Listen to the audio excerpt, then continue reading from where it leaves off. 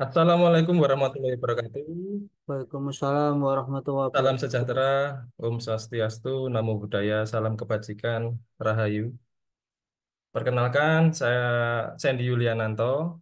Di pagi hari yang cerah ini, saya akan membawakan acara seminar atau webinar ya di pagi hari ini oleh ITSMA, Ikatan Cendekiawan Muda Akuntansi, ya, yang berjudul Desain Gaya Bahasa dan struktur penulisan artikel untuk publikasi Scopus ya. Adapun susunan acara pada pagi hari ini akan saya jelaskan. Yang pertama adalah pukul 10.30 registrasi. Kemudian yang kedua pukul 10:35 adalah pembukaan. Kemudian yang ketiga pukul 10.40 adalah menyanyikan lagu Indonesia Raya. Yang berikutnya adalah 10.45 doa. Kemudian 10.50 sambutan. 10.55 pembacaan profil ITSMA, kemudian pukul 11 perkenalan narasumber, kemudian pukul 11 sampai dengan pukul 12 penyampaian materi, kemudian pukul 12 sampai 12.20 ada diskusi dan tanya jawab, kemudian pukul 12.20 nanti rencana akan ada penutup dan foto bersama gitu ya. Adapun panitia pada hari ini untuk doa.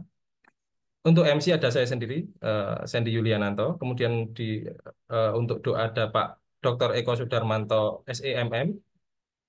Kemudian untuk sambutan nanti ada Pak Raffles Ginting, SEMAK. Namun kabarnya beliau tidak bisa hadir pada pagi hari ini, akan diwakilkan oleh Bapak Yanuar Nugroho, SEMSC, AKCE. Kemudian nanti untuk pembacaan profil ITSMA oleh Saudari Fadila Purwitasari SEMAK. Kemudian untuk moderator pada pagi hari ini adalah eh, Bapak Muhammad Ilyas Junjunan SEMA dari Universitas Islam Negeri Sunan Ampel Surabaya. Kemudian penyampaian materi pada pagi hari ini yang kita tunggu-tunggu adalah dari Dr. Kristiana Sidupa, SPD MHUM. Nah, kemudian mungkin akan saya mulai pada acara pada pagi hari ini dengan menyanyikan lagu Indonesia Raya terlebih dahulu ya. Untuk operator pada pagi hari ini Bapak Muhammad Rifandi, SEMSI, CIES, CFRA. Siapa? Izin saya screen. Ya.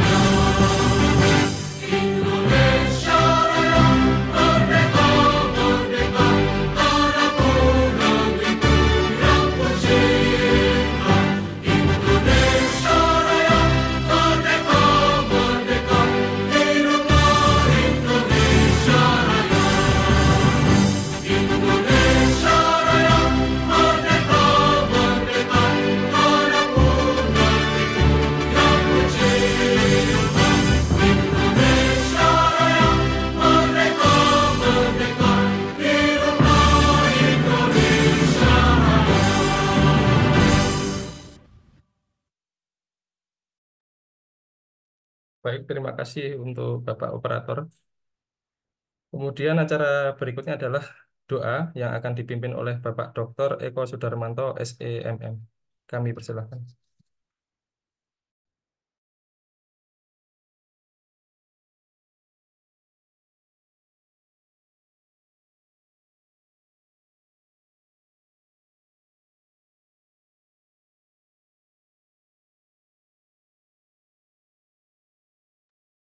Bapak Eko Sudarmanto, apakah sudah bergabung?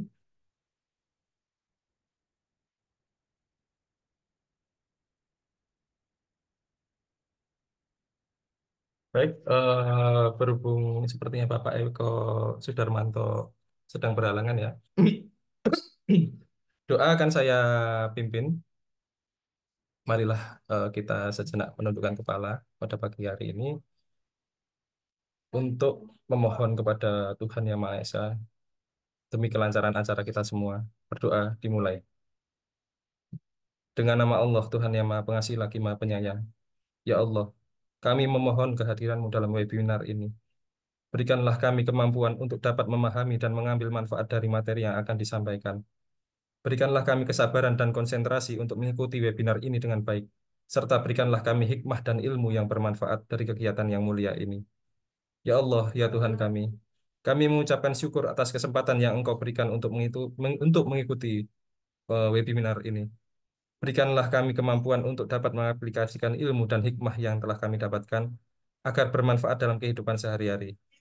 Berikanlah kami kekuatan untuk mampu menjadi lebih baik dan bermanfaat bagi orang lain. Dan berikanlah kami perlindungan dari kesalahan dan kelemahan kami. Ya Allah, ya Tuhan kami, kabulkanlah doa kami. Amin. Berdoa selesai. Wassalamualaikum warahmatullahi wabarakatuh.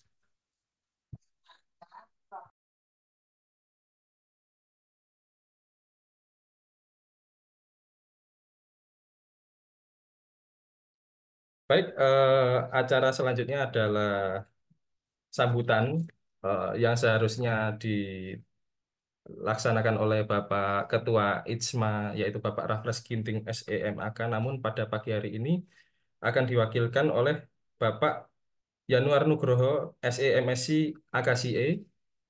Mungkin akan saya share dulu ya profil dari Bapak Yanuar Nugroho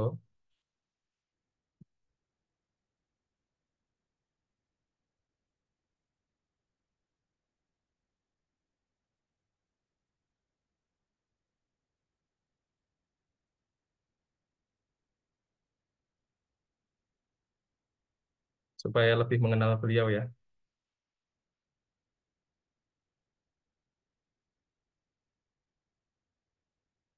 Ya,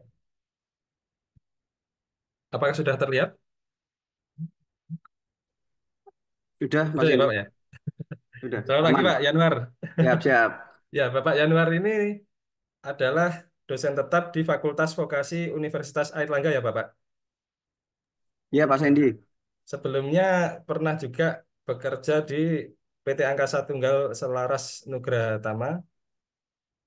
Berarti Bapak tinggal di Surabaya ya Bapak? Ya, mulai 2015. Jadi 2015. warga Jawa Oh, Timur ini. oh, siap. Kemudian pendidikannya S1 Akuntansi di Universitas Jenderal Sudirman. Kemudian S2 Magister Sains Akuntansi di Universitas Gajah Mada Yogyakarta.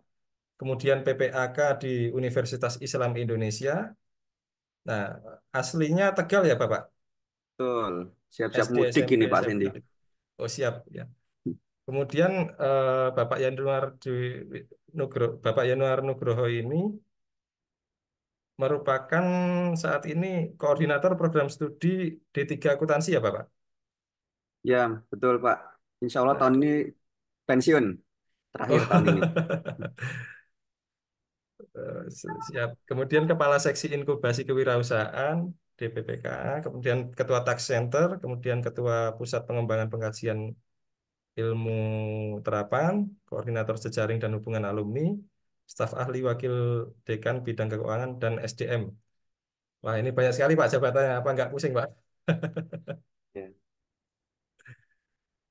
Nah, ini adalah pengalaman Pak Yanuar Nugroho ya. Ada penyaji atau sebagai narasumber di 5 tahun terakhir bisa lihat ya, rekan-rekan semua, banyak sekali ini, ada 10 lebih ini.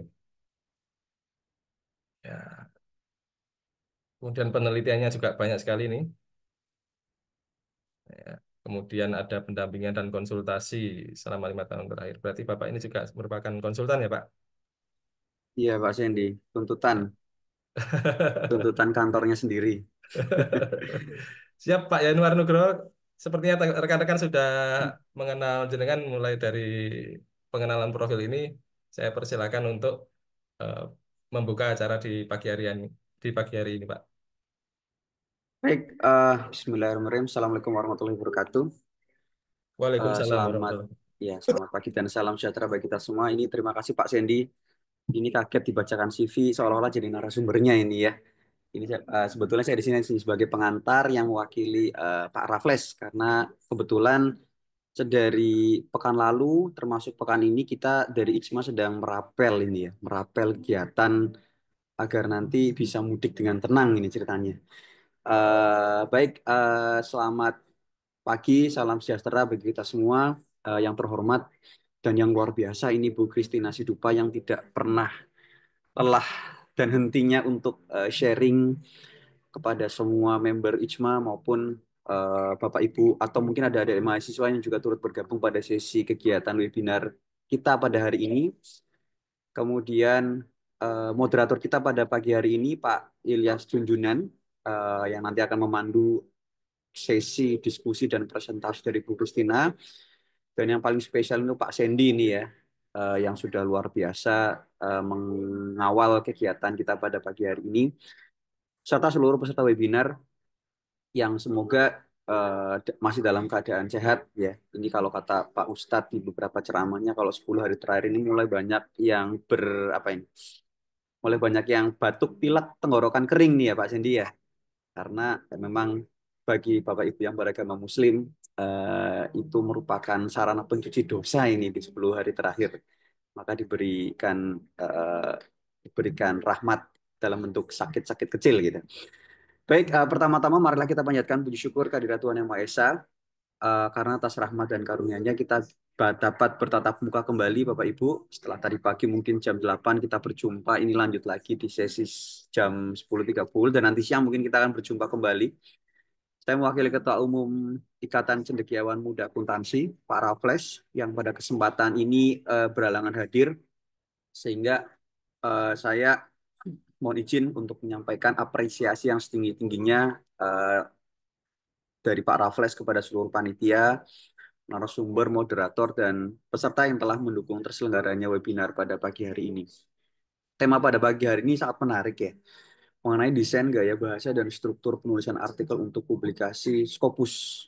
Karena ini masih menjadi isu yang penting, khususnya dalam dunia akademik, khususnya lagi bagi kita yang memang ingin berkontribusi dalam hasanah penelitian yang skalanya atau levelnya adalah internasional.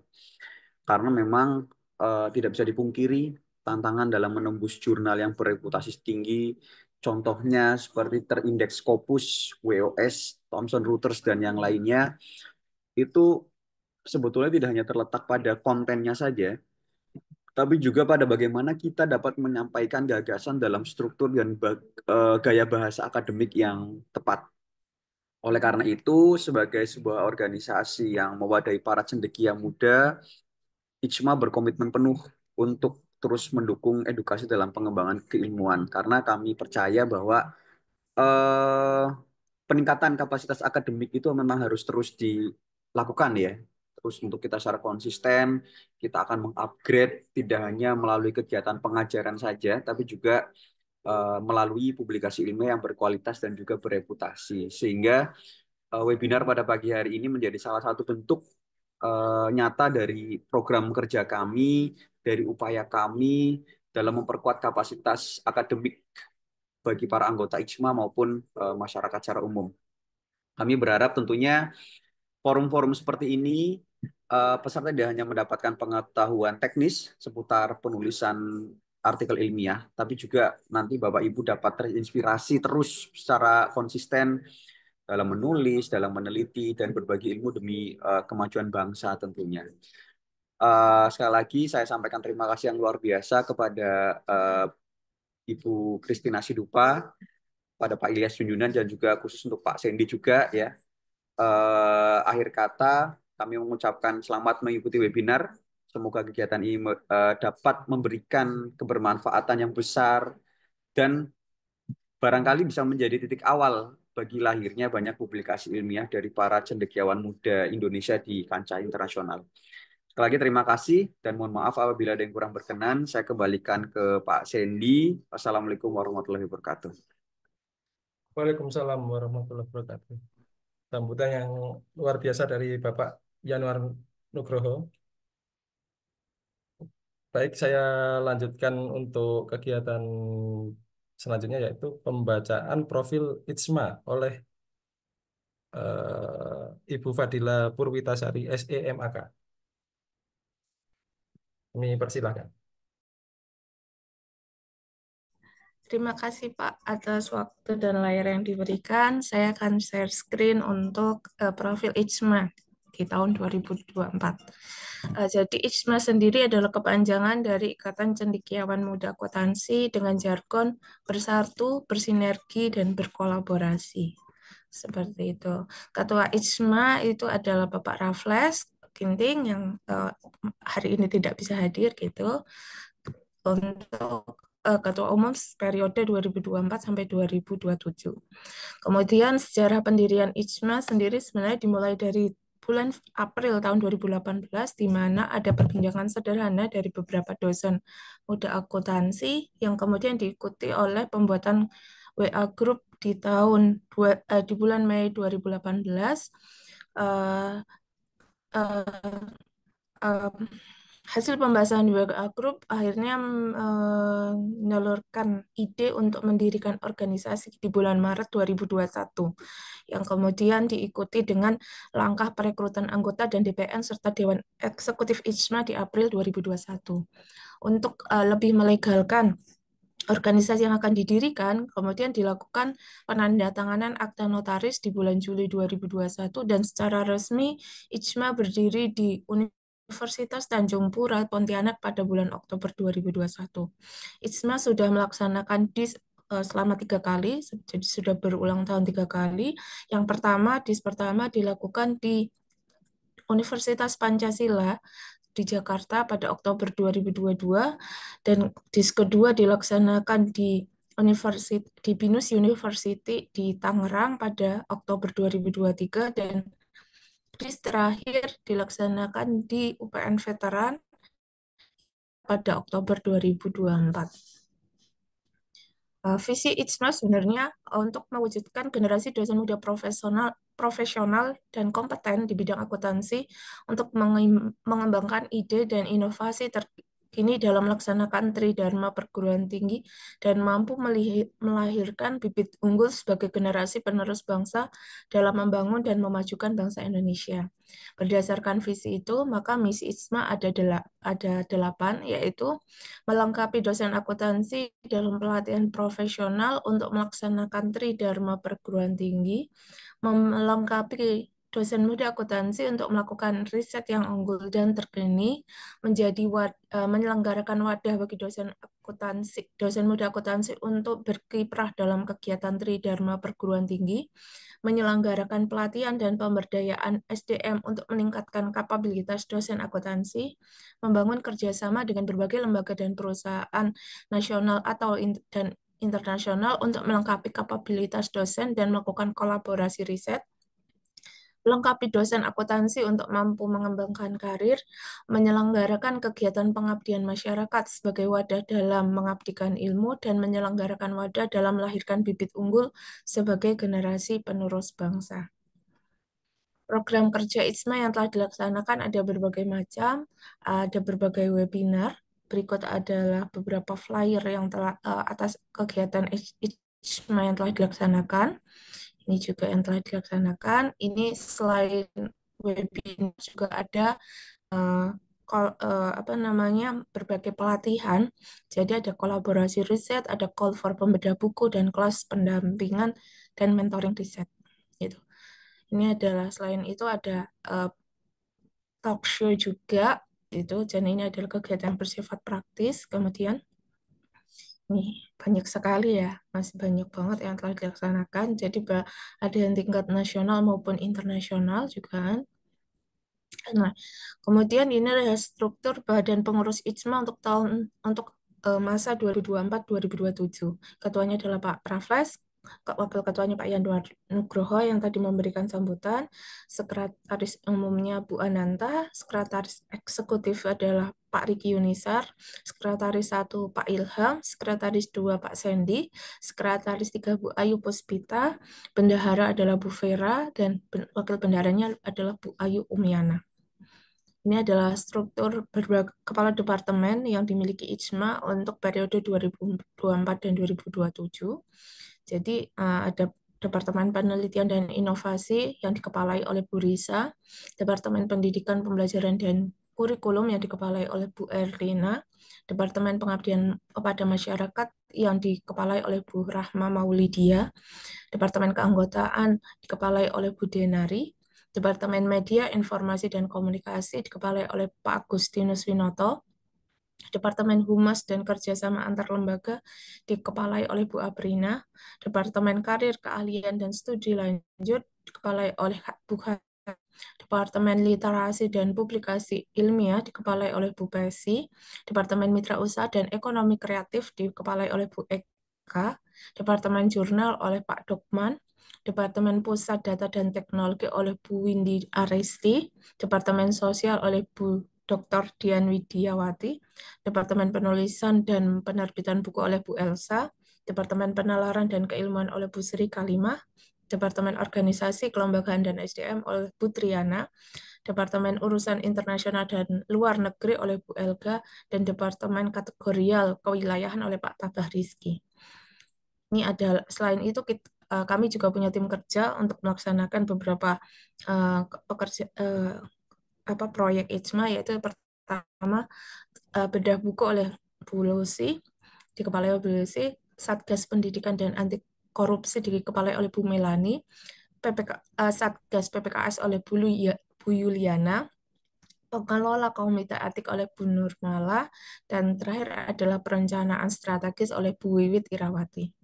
Kemudian karena IJMA bersifat adalah organisasi internasional, kami juga memiliki koordinator wilayah. Berikut adalah koordinator wilayahnya. Untuk wilayah 1 oleh Pak Nikolas, wilayah 2 oleh Pak Aditya, wilayah 3 oleh Pak Ihsan Siregar, wilayah 4 oleh Pak Apip Alansori, wilayah 5 oleh Bu Riri Rumaiza, wilayah 7 itu adalah Bu Ika Swasti Putri, wilayah 8 Bu Putri Wulanditya, wilayah 9 Bu Dini, wilayah 10 Bu Andrea Giovanni, wilayah 11 Pak Rifki Novriandana, wilayah 12 Bu Nur Afni, wilayah 13 Bu Musdalifah, dan wilayah 14 Pak Zainuddin. Oke. Sampai hari ini kami masih membuka keanggotaan gitu. Apabila Anda berkenan, silakan mendaftar. Kontak person yang bisa dihubungi adalah Bu Dwi Rani. Kemudian untuk iuran anggotanya untuk tahun 2025, untuk pendaftaran tahun 2025 adalah Rp200.000 per tahun gitu. Dengan keuntungan berbagai tadi bisa mengikuti kolaborasi, mengikuti berbagai webinar dan yang lain-lainnya seperti itu. Itu untuk itu atau Bu Ayu yang bisa dihubungi tadi sekretaris. Demikian pembacaan profil IJMA, waktu dan layar saya serahkan kembali ke Pak Sandy. Terima kasih. Terima kasih Ibu Fadila. Baik, acara selanjutnya adalah perkenalan narasumber. Namun sebelumnya saya ingin memperkenalkan dulu moderator pada hari ini, yaitu Bapak Muhammad Ilyas Junjunan SEMA. Akan saya share dulu untuk profilnya beliau. Ya.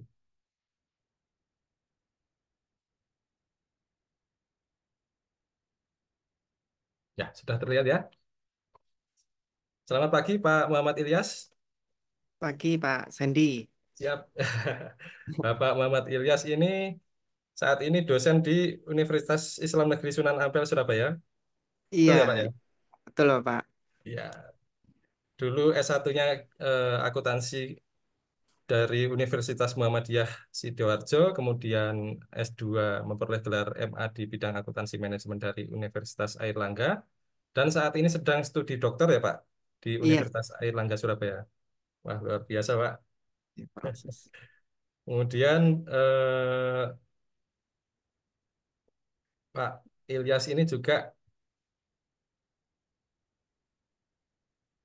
merupakan, selain dosen akuntansi, merupakan sekretaris jurusan, kemudian juga gugus kendali mutu, lektor pada Fakultas Ekonomi Bisnis Islam, Universitas Islam Negeri Sunan Ampel. Wah, ini rangkap jabatannya banyak, Pak ya. Tapi bukan dui fungsi ya, Pak ya.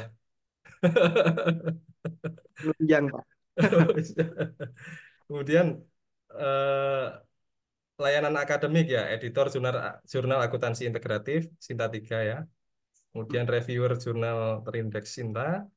Pengalaman kerjanya yang pertama bendahara ya, BUMDes, Badan Usaha Milik Desa Terampil Sejahtera Kebonsari 2001 sampai 2026, berarti masih menjabat ya sekarang.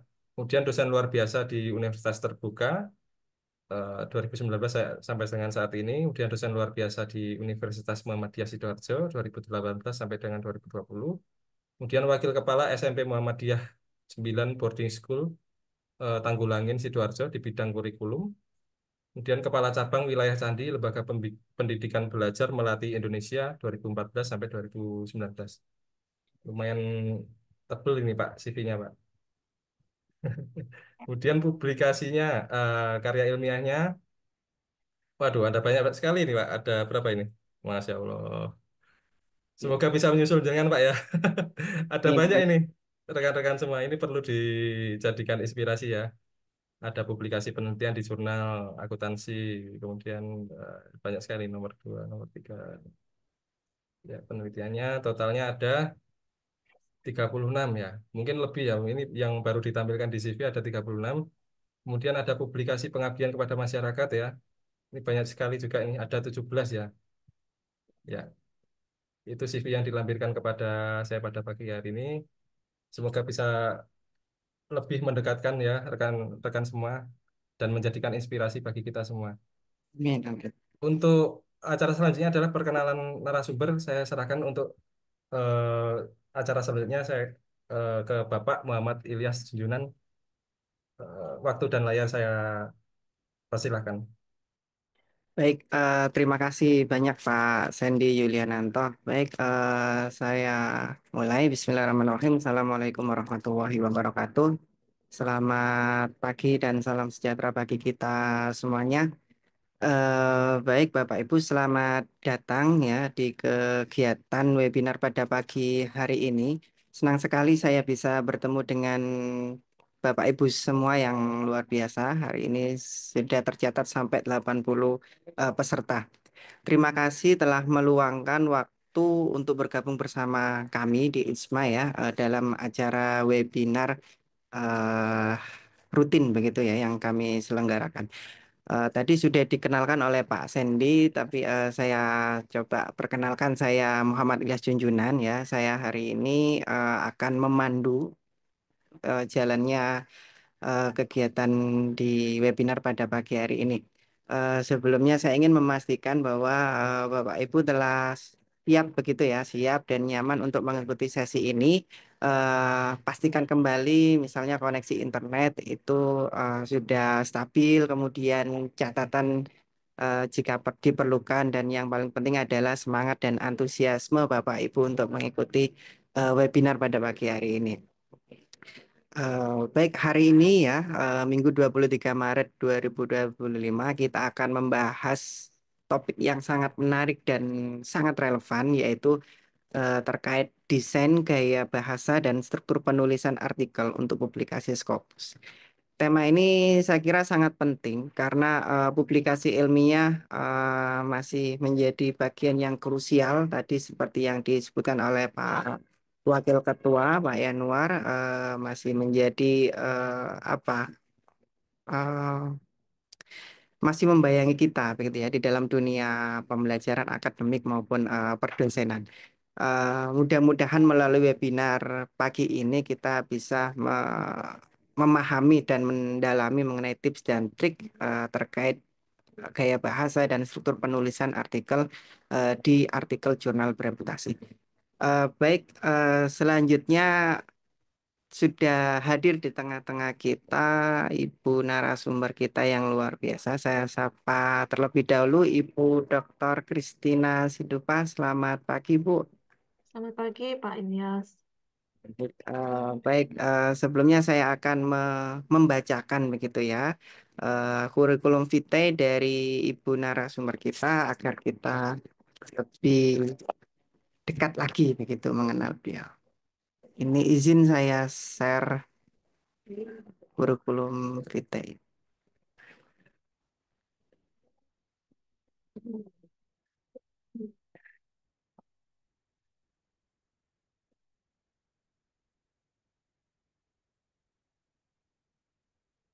Apa sudah nampak, Bu? Udah, Pak. Baik, eh, narasumber pada pagi hari ini Ibu Kristiana Sidupa ya, nama lengkapnya adalah Dr. Kristiana Sidupa SPD MHum.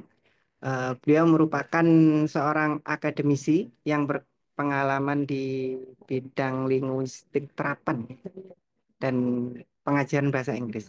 Saat ini beliau menjabat sebagai dosen di BINUS ya, atau Bina Nusantara University sejak tahun 2015.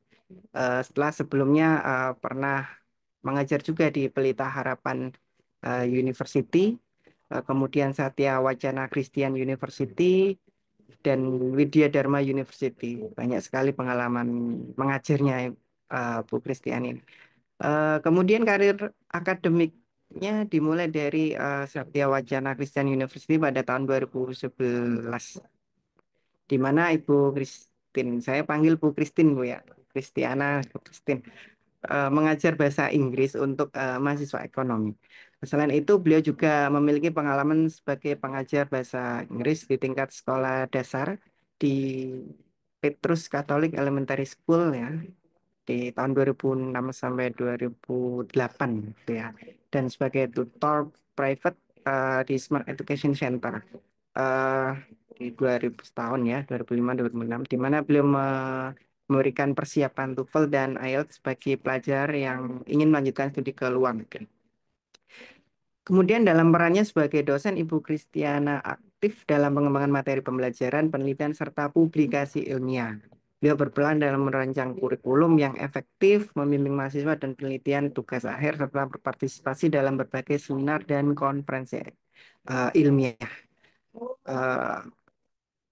Berikut adalah berbagai latar belakang pendidikan Bu Christine, yang mana beliau mendapat gelar doktor linguistik ya dari UI pada tahun 2021, kemudian sebelumnya menyelesaikan ya magisternya, studi magisternya di Universitas Sanata Dharma dan sarjana di Universitas Kristen Satya Wacana.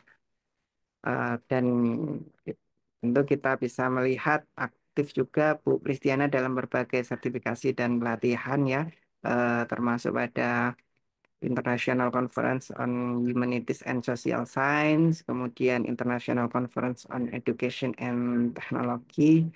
Banyak sekali ini Bapak Ibu ya. Yang paling penting adalah minatnya Bu Kristiana ini dalam linguistik terapan, khususnya dalam bidang korpus linguistik, semantics, dan teaching English as a foreign language. Dan ini sangat pas begitu untuk memberikan kita wawasan pada pagi hari ini dengan tema kita tentunya ya, desain gaya bahasa dan struktur penulisan artikel. Karena banyak keluhan begitu kalau mau menulis itu kalimatnya yang seperti apa gitu. Mungkin itu singkat salam kepada narasumber kita yang luar biasa. Kemudian selanjutnya sebelum kita mulai, saya ingin menyampaikan beberapa aturan sederhana ya, agar webinar kita ini berjalan dengan lancar. Kepada para Bapak Ibu mohon dipastikan mikrofon selama pemaparan dari narasumber agar dalam keadaan mute. Kemudian nanti ketika sesi tanya jawab bisa ngetik atau ngechat gitu ya di kolom komentar atau langsung bisa raise hand nanti ya. Kemudian dan webinar ini akan direkam, sebenarnya sudah direkam dan nanti akan dibagikan setelah acara. Baik, tidak berlama-lama ya, yang biar kita langsung ke poinnya, saya serahkan sebetulnya kepada narasumber kita, Ibu Dr. Christine Sidupa. Badannya disilakan. Ya, terima kasih Pak Ilyas.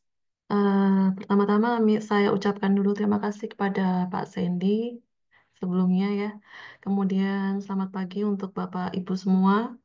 Ya, materi yang akan saya bawakan ini terkait dengan eh, penulisan ya. Oke, saya bagikan. Nah, ini barusan saya sudah kirimkan materi PPT ya. Jadi Bapak Ibu silahkan mengunduh dan juga membaca. Dan mungkin kalau ada pertanyaan seperti yang tadi disampaikan Pak Ilyas, bisa langsung ditanyakan. Oke, tidak berlama-lama, saya mulai ya Bapak Ibu. Terkait dengan, mungkin nanti saya campur dengan bahasa Inggris ya Bapak Ibu ya. Jadi judulnya adalah Design of Language Style and Article Writing Structure for Scopus Q1.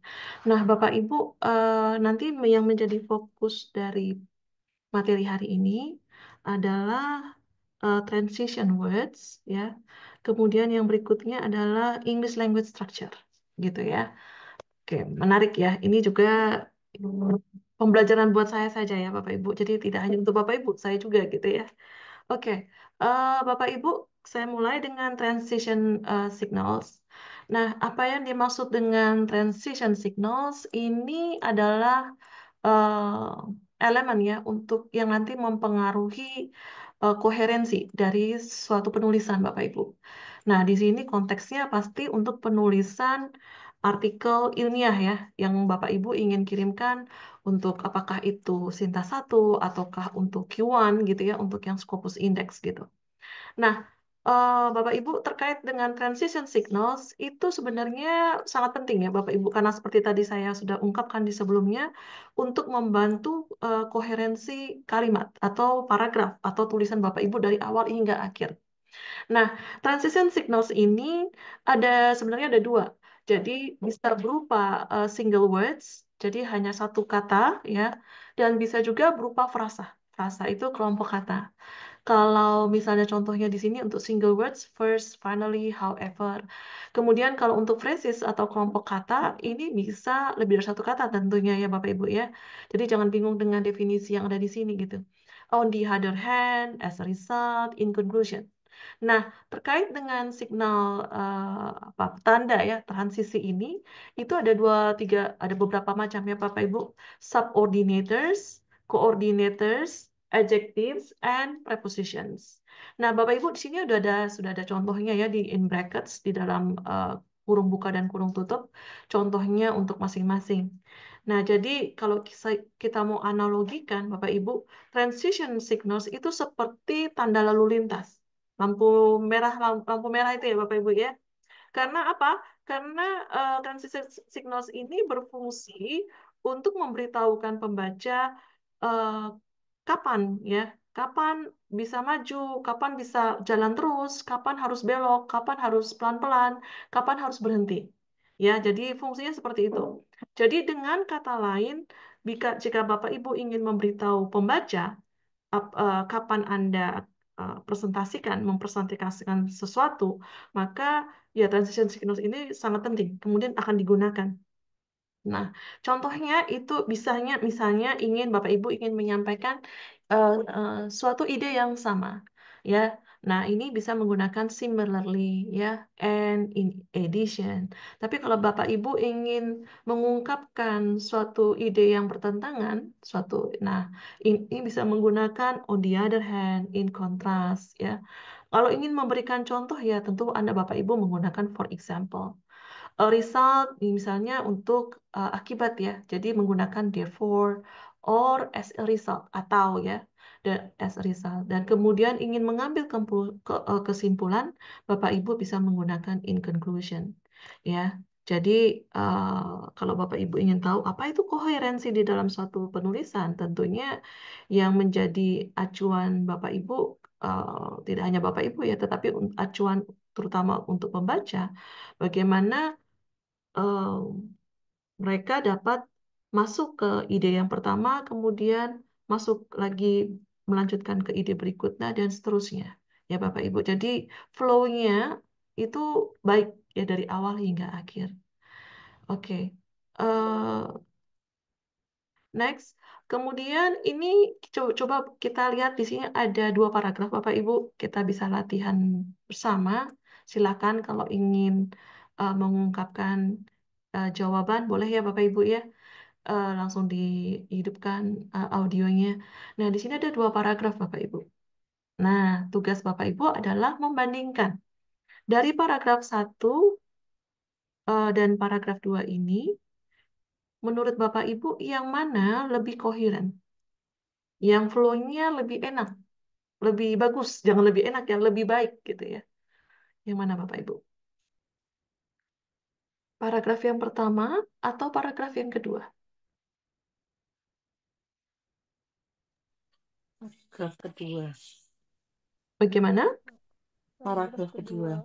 Paragraf yang kedua, betul, paragraf yang kedua. Karena mengapa? Karena kalau Bapak Ibu perhatikan, di sini sudah di ini ya, huruf italik ya Bapak Ibu ya, sebenarnya membantu Bapak Ibu untuk menemukan jawabannya. Jadi di sini sudah ada eh, petanda-petanda untuk signaling ya tadi, transition words tadi. Contohnya apa? For example, first of all ya, dan seterusnya. Ini ada di sini ya, Bapak Ibu sudah saya huruf miring ya, italic ya. For example, kemudian second, first of all, consequently, on the other hand, therefore, and furthermore. Ya, Bapak Ibu ya. Nah, tapi ada juga nih kata to.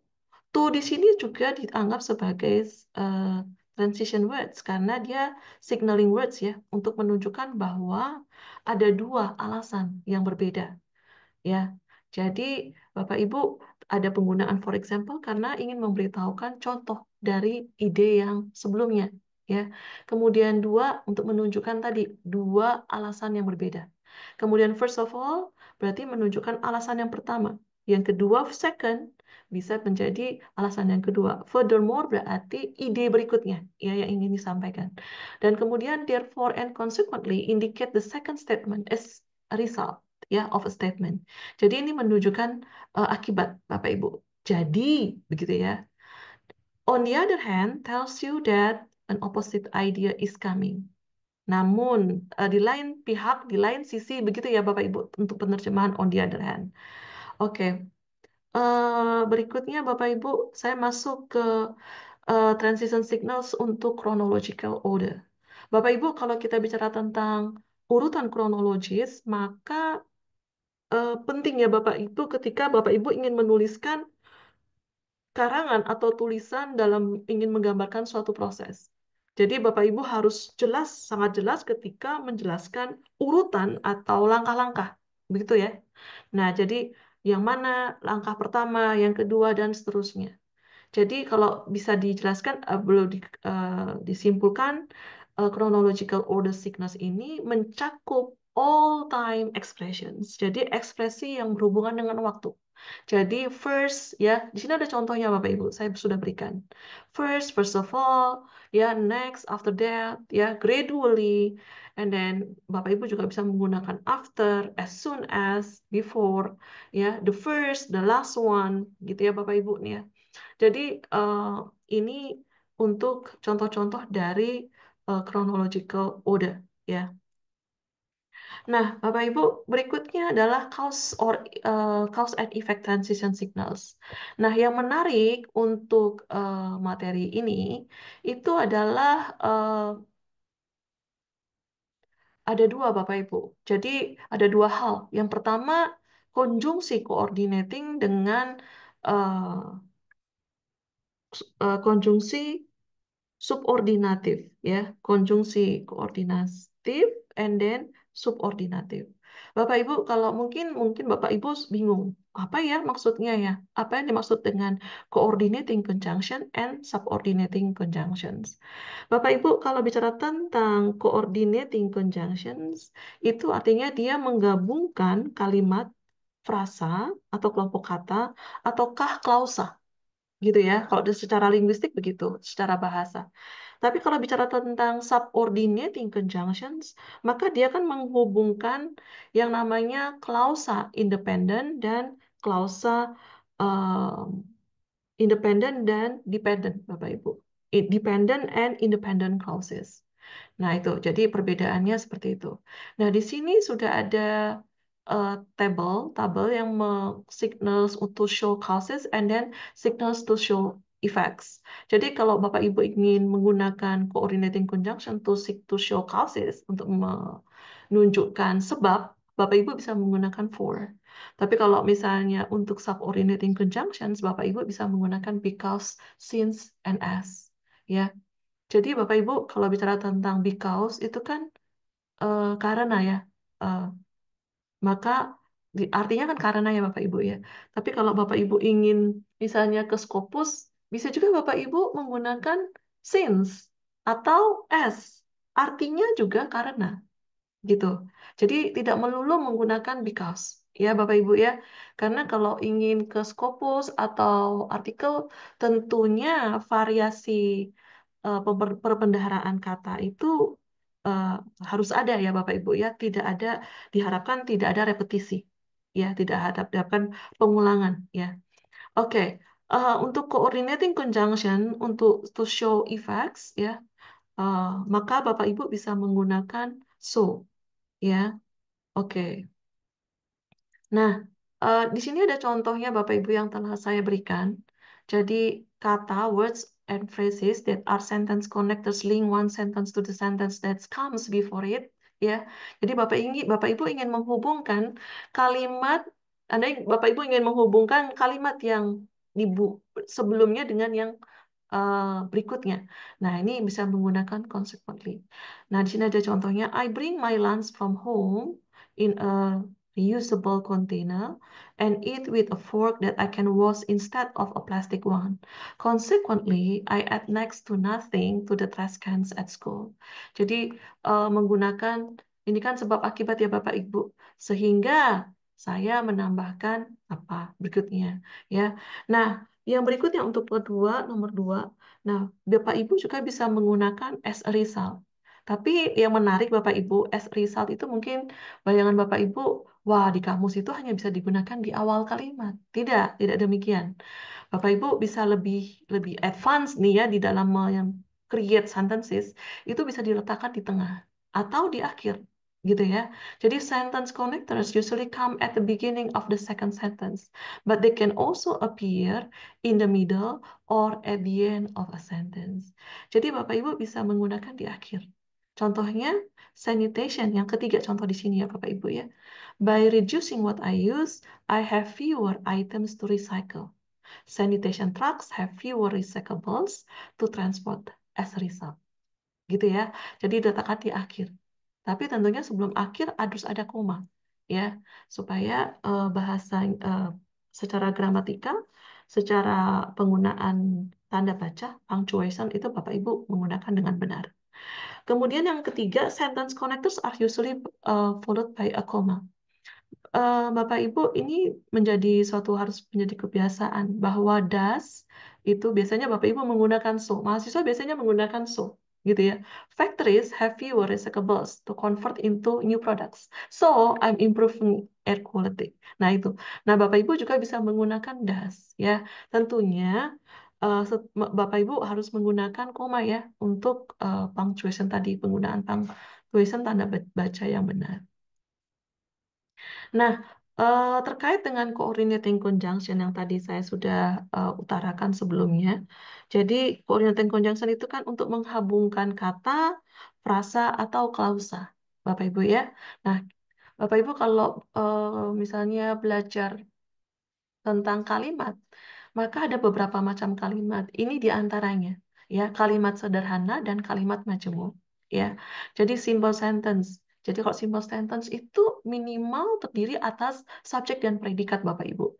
Jadi kalau saya makan itu adalah kalimat. Walaupun karena dia sudah memenuhi uh, standar dari suatu kalimat, subjek dan predikat. Jadi I care about the environment. I recycle as much as possible. Nah, contoh ini adalah contoh simple sentences. Nah, bagaimana dengan compound sentence? Compound sentence itu kalimat majemuk. Tentunya dia menggunakan memerlukan konjungsi coordinating. Contohnya apa? So. I care about the environment, so I recycle as much as possible. Ya, jadi ada dua kalimat. Bapak Ibu kan nggak bisa ya menggunakan I, bisa saja I care about the environment, kemudian titik I recycle as much as possible. Tapi kan nanti membuang apa ya kalau tidak meaningful ya. Jadi lebih baik digabungkan dengan menggunakan coordinating conjunction so. Gitu ya Bapak Ibu ya. Put a comma after the first simple sentence in a compound sentence before the coordinating conjunctions. It is better to use a closed shopping bag for the plastic bags that most stores give cannot be recycled. Ya, jadi Bapak Ibu bisa menggunakan koma ya sebelum penggunaan for. Ya, nah ini banyak banget ya Bapak Ibu ya. Nah ini kalimat subordinating conjunction yang tadi saya jelaskan di awal. Jadi sudah saya jelaskan bahwa konjungsi subordinating, konjungsi subordinatif itu menggabungkan independent clause and dependent clause.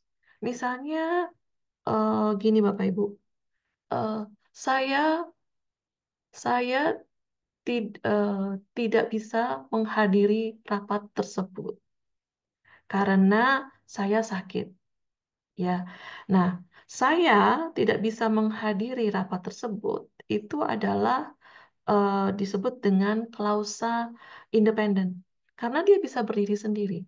Betul ya? Kalau saya tidak bisa menghadiri pertemuan tersebut, itu bisa ya Bapak Ibu ya, meaningful ya, sudah bermakna kan ya. Nah itu dianggap sebagai independent clause karena dia bisa berdiri sendiri. Tapi kalau saya bilang karena saya misalnya sakit, misalnya ya, karena saya sakit, bisa nggak? Meaningful nggak? Nggak kan Bapak Ibu ya?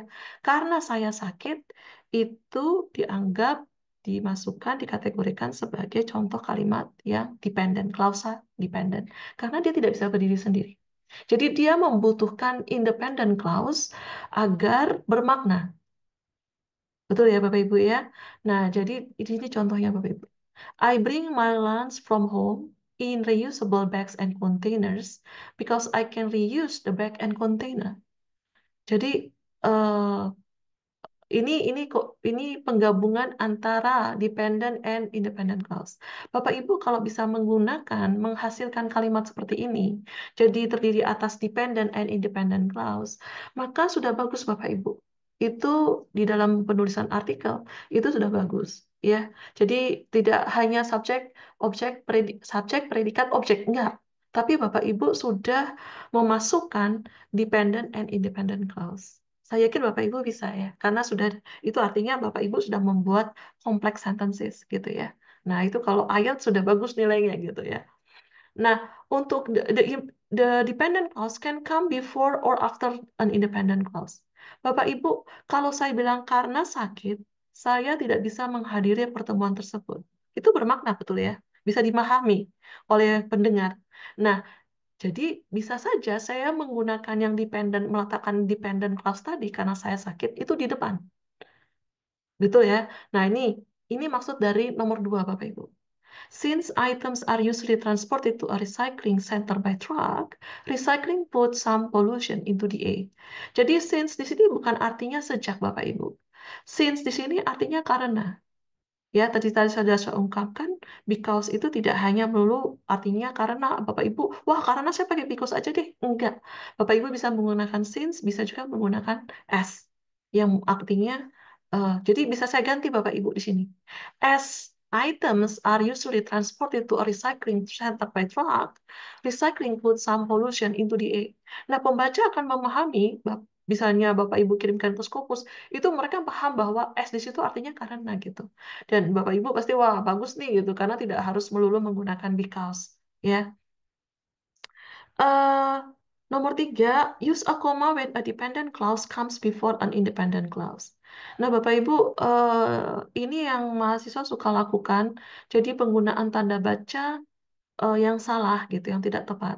Jadi sudah meletakkan karena saya sakit, saya tidak bisa menghadiri pertemuan itu tersebut gitu ya. Nah, tidak ada koma setelah karena saya sakit. Jadi itu sudah secara tentunya kalau dari kebahasaan menggunakan tanda baca secara salah karena tidak ada koma. Jadi Bapak Ibu, kalau Bapak Ibu ingin mendahului suatu kalimat dengan klausa dependent clause, maka harus ada koma. Betul ya Bapak Ibu ya. Tapi Bapak Ibu misalnya Bapak Ibu gimana ya kalau misalnya dependent clause-nya saya taruhnya di belakang Bu. Perlu pakai koma nggak? Nggak perlu. Jawabannya tidak perlu Bapak Ibu. Ini hanya untuk dependent clause itu diletakkan di depan.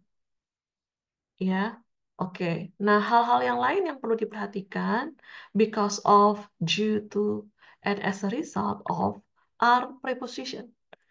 Nah, Bapak Ibu, kalau because I was sick yesterday, itu because itu diikuti dengan kalimat. Tapi Bapak Ibu tidak boleh menggunakan because of I was sick yesterday. Salah. Itu secara gramatika dan dalam bahasa Inggris salah. Jadi kalau misalnya Bapak Ibu because of itu harus diikuti dengan nomina Bapak Ibu. Tapi kalau tanpa of itu bisa diikuti dengan klausa. Ya, oke.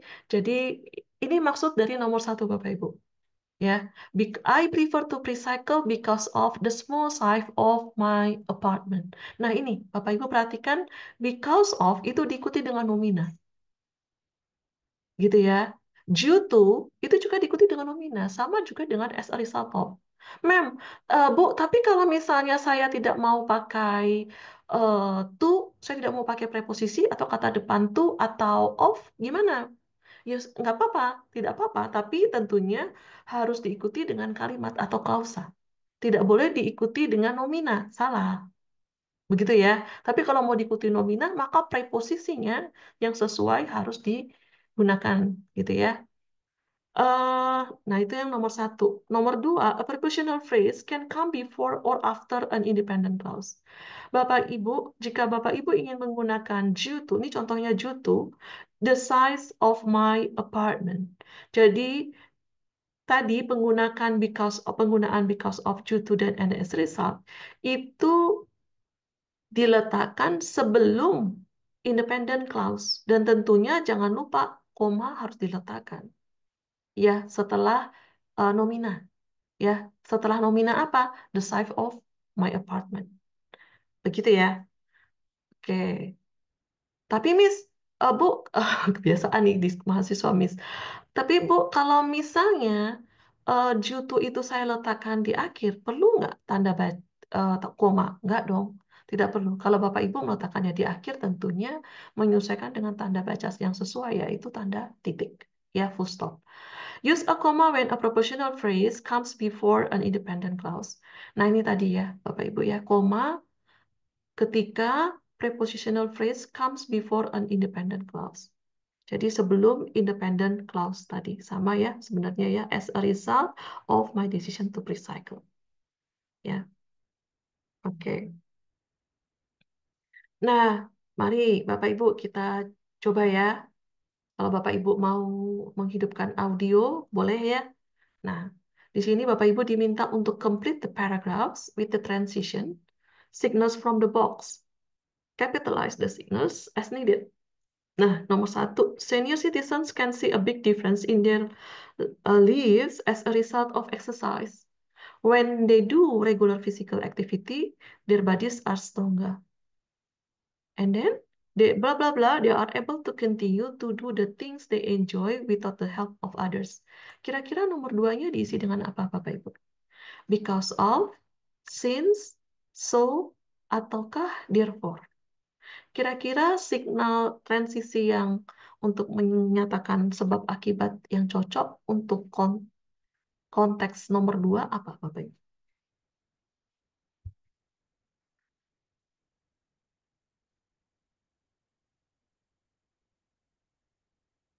Ada yang mau tulis di chat, Bapak Ibu? Boleh, kalau malu. Ya, betul. Pak Aryono, good. So, yes. Ya, good. Wow. Nah, sekarang kita melanjutkan nih. Ya. In addition, dan lagi, their minds are more active and alert. Bla bla bla. Physical exercise is good for the brain. Nah, kira-kira nomor ya gimana? Since? Since? Yes. Good. Bukan because of ya. Kayaknya saya tadi ada yang dengar ada yang jawab of ya. Bukan because of ya Bapak Ibu ya. Tapi nomor 3 adalah since. Yes, good. Now we go to the next one. Overall, elderly people who exercise are sick less often. Blah, blah, blah. They need fewer trips to the hospital or the doctor's office. Kira-kira nomor 4 isinya apa, Bapak Ibu? Therefore. Therefore. Wah, good. Ya, wah, good. Good job, Bapak Ibu. Therefore. Berarti yang nomor 5 nggak perlu ya saya tanya lagi ya. Karena tinggal 1. When they do require medical care, they recover more quickly. On the other hand, their exercise program. In short, physical exercise has... Oh, berarti jawaban yang terakhir apa ini? Moreover ya, sorry ya. Moreover. Oh, moreover-nya nggak ada ya. Sorry. Because of ya. Sorry. Maaf, Bapak Ibu. Saya jadinya yang lantai. Because of their exercise program. In short, physical exercise has so many benefits that seniors should be encouraged to stay active. Ya, jawabannya because of ya. Oke. Good. Good job ya Bapak Ibu. Saya nih malah yang terakhir yang salah ya. Oke. Nah, Bapak Ibu, yang berikutnya transition signals for comparison. Nah, kalau Bapak Ibu pasti ber- sudah tahu ya comparison membandingkan ya Bapak Ibu ya perbandingan. Nah, di sini kalau ingin membandingkan Bapak Ibu pasti jangan berasumsi nih. Mahasiswa suka begini dari pengalaman saya. Oke, kalau membandingkan, berarti menunjukkan apa nih kalau membandingkan? Dan kemudian mahasiswa saya pasti menjawab, perbedaan, mem. Oke, selain perbedaan apa lagi? Kemudian mereka menjawab, bingung mereka dengan pertanyaan saya. Hanya perbedaan kan, Miss? Gitu. Salah, saya bilang gitu.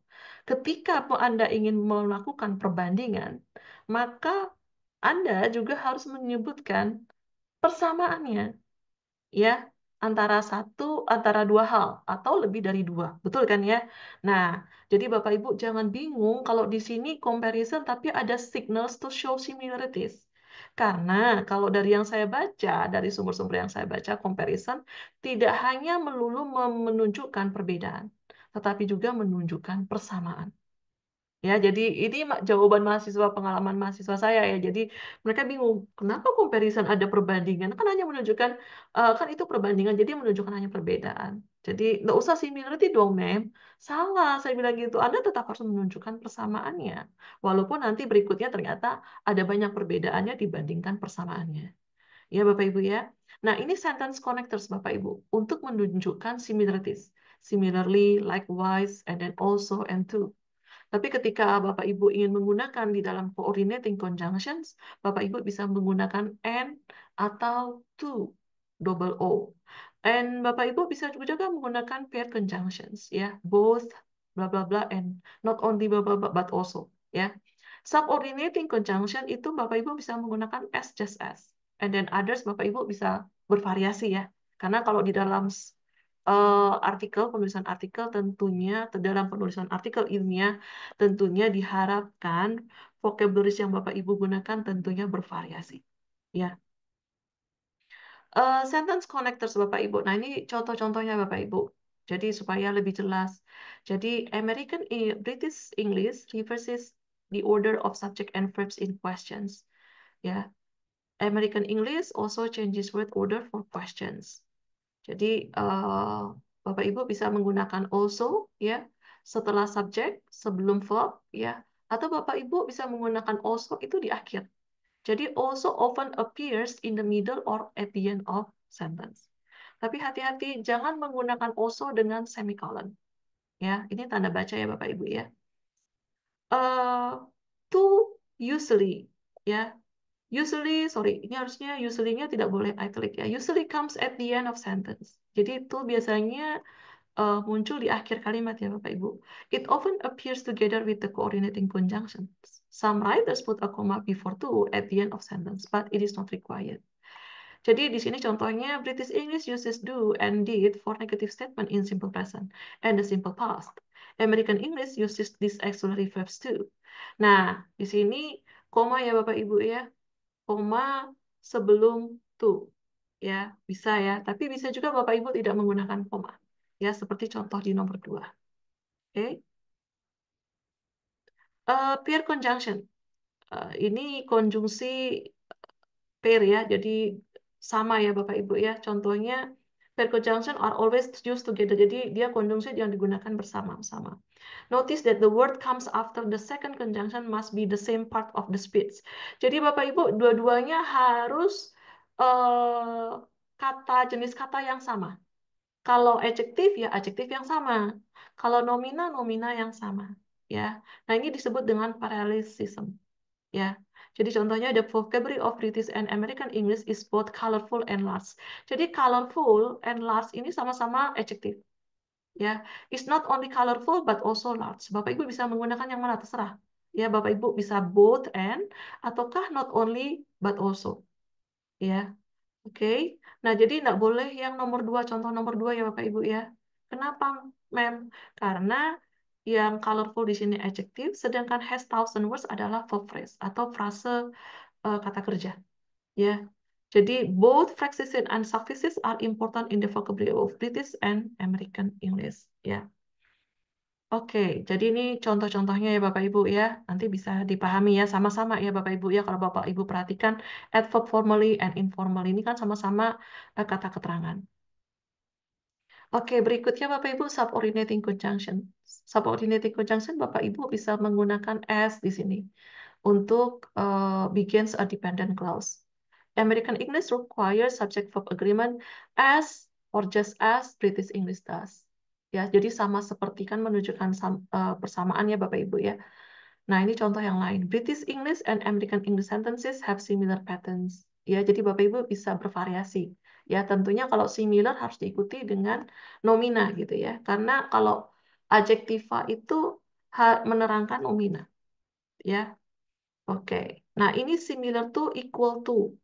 The same as, act like preposition. Jadi ini ada diikuti dengan preposisi ya Bapak Ibu ya.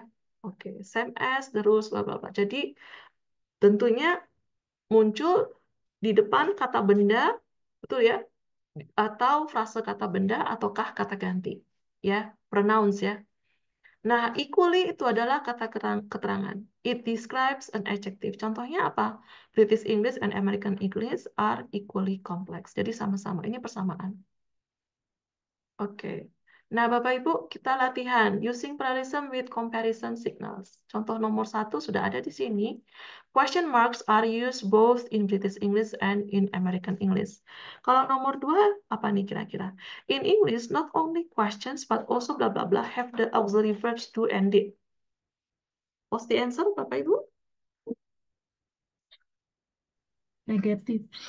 Negatives, good, but also negatives, ya. Karena apa? Karena question di sini nomina, sehingga tentunya diikuti dengan nomina juga, ya. Nomina yang ada di pilihan di sini, di atas ini di kolom ini negatives, ya. Oke, bagaimana dengan nomor 3, Bapak Ibu? In British English and American English, questions not only blah blah blah, but also change subject verb word order. And with special punctuation. Good. And with special punctuations. Kenapa and with special punctuation? Karena Bapak Ibu perhatikan yang di akhir setelah but also itu diikuti dengan nomina. Diikuti dengan verb phrase ya. Ya, frase kata kerja kan ya, change subject verb word order. Berarti sebelumnya tentunya diikuti dengan verb phrase. Yang mana?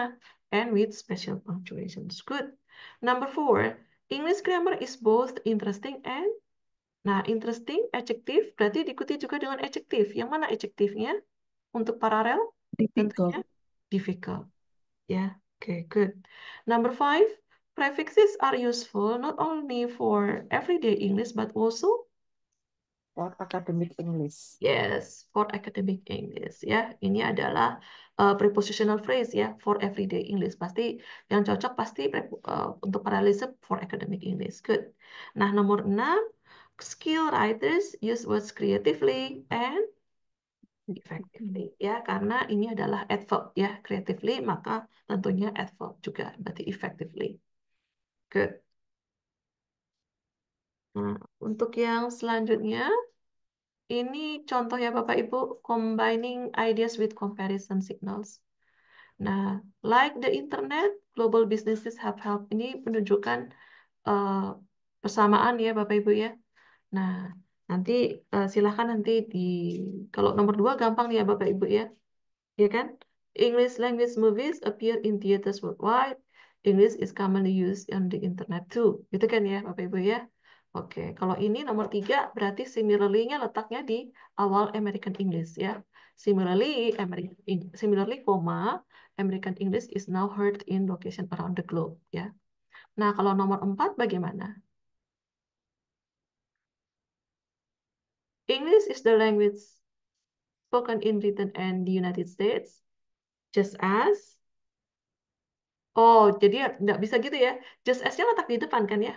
Just as English is the spoken in Just as English is the language spoken in Britain and United States, English is the language spoken in Canada, Aussie, and New Zealand. Gitu ya. Nah, yang terakhir tentunya likewise-nya letaknya sebelum millions ya. More than 350 million people speak English as their first language. Likewise, millions of people speak English as an additional language. Ya. Oke. Nah, ini untuk comparison masih ada persamaan juga ya Bapak Ibu, nanti bisa dikerjakan untuk latihan. Nah, Bapak Ibu selain persamaan tentunya transition signals juga bisa menunjukkan kontras ya atau perbedaan. Nah, untuk tabelnya sudah ada di sini ya. Contohnya in contrast, on the other hand, however untuk sentence connectors. Untuk coordinating conjunction Bapak Ibu bisa menggunakan but atau yet. Subordinating conjunction while, whereas, although, even though, and though. And then others Bapak Ibu bisa variasi dengan ini ya. Oke. Nah, ini contoh-contohnya Bapak Ibu.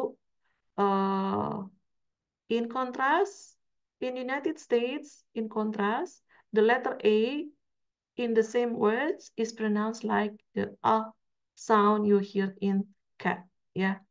Oke. Nah, ini untuk coordinating conjunction, untuk menunjuk Bapak Ibu bisa menggunakan but. Contohnya ya Bapak Ibu, untuk ideas are exact opposites. Ya. College classes are pre-university level in Great Britain, but they are university level in the United States. Jadi perbedaan, tapi gitu ya. Oke. Untuk subordinating conjunction, Bapak Ibu, ini contohnya bisa Bapak Ibu gunakan whereas. British students theorize, analyze, socialize, whereas American students theorize, analyze, and socialize. Ya. Jadi Bapak Ibu bisa menggunakan koma ketika independent clause-nya dimulai di awal ya, baru berikutnya ya yang dependent. Nah, Bapak Ibu juga bisa menggunakan signal yang lain ya. Bapak Ibu bisa menggunakan different from, unlike, differently from, differ. Tapi differ di sini Bapak Ibu itu adalah kata kerja ya Bapak Ibu ya. Is a verb. Jadi American English and British English differ in pronunciations. Jadi differ di sini berfungsi sebagai kata kerja. Nah, berbeda dengan yang sebelumnya. Ini dia berfungsi sebagai kata keterangan. Ya, Americans say many words differently from the way the British do. Ya, oke. Nah, ini untuk transition between paragraphs, Bapak Ibu. Karena karena kadang-kadang kita ini berasumsi bahwa koherensi itu hanya di dalam paragraf. Tapi tidak hanya di dalam paragraf, Bapak Ibu. Antar paragraf pun tentu harus ada koherensi gitu. Koherensinya bagaimana ya? Dengan transition between paragraphs. Jadi saya juga berikan itu sebagai tambahannya Bapak Ibu ya. Jadi misalnya paragraf 1 dengan paragraf 2 dengan paragraf 3 dan seterusnya itu harus ada koherensi ya. Jadi furthermore Bapak Ibu bisa gunakan in addition, moreover, besides ya untuk additional idea yang menunjukkan additional idea ya. Atau Bapak Ibu mau menggunakan prepositions ya. Misalnya besides ya, in addition to ya. Besides, ya ini ada 2 contohnya. Nah ini untuk besides atau in addition to itu bisa diikuti dengan nomina atau gerund. Gerund itu kata kerja dalam bentuk ing, verb ing ya Bapak Ibu ya. Contohnya di nomor 2. In addition to having strong personal goals, millionaires are excellent team leaders. Jadi the word having is a gerund or an info. Ya. Nah ini contoh-contoh untuk transition words ya. Transition signals. Nah, ini contoh Bapak Ibu. Nah, kalau Bapak Ibu baca, kira-kira yang nomor 3 apa nih ya? Kalau paragraf 2, perhaps the most obvious effect of personal computers has been to expand our ability to communicate globally, gitu ya. Nah, kemudian di nomor 3, computers are changing the way we do our day-to-day business. Nah, kira-kira bisa menggunakan apa nih?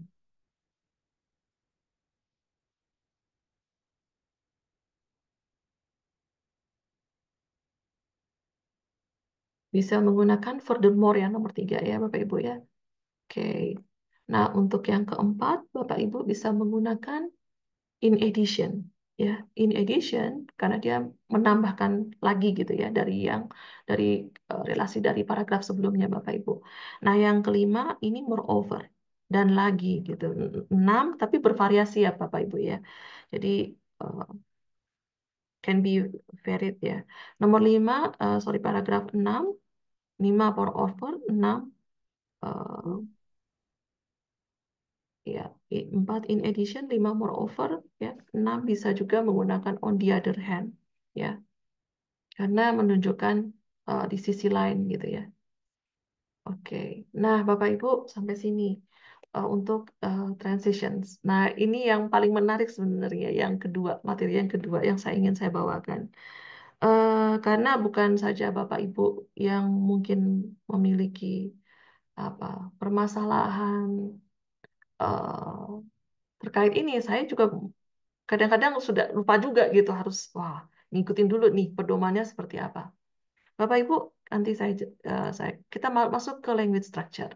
Bapak Ibu, structure itu saya nggak akan bicara tentang struktur artikel yang benar ya Bapak Ibu ya, karena kan pasti sudah diberikan banyak presenter sebelumnya yang memberikan webinar gitu.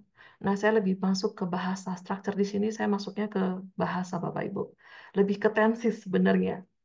Nah, saya mulai dengan abstrak Bapak Ibu. What style should I use? Personal or impersonal? Nah, ini menarik nih. Ya, Bapak Ibu ya. Nah, mungkin bisa punya jawaban dulu Bapak Ibu. Menurut saya personal deh, or impersonal gitu ya, boleh ya. Nah, Bapak Ibu di sini there are 4 possible styles for writing abstract Bapak Ibu. Ini style 1, 2, 3, 4. I found that X equals Y. Style 2, we found that X equals Y. Style 3, it was found that X equals Y.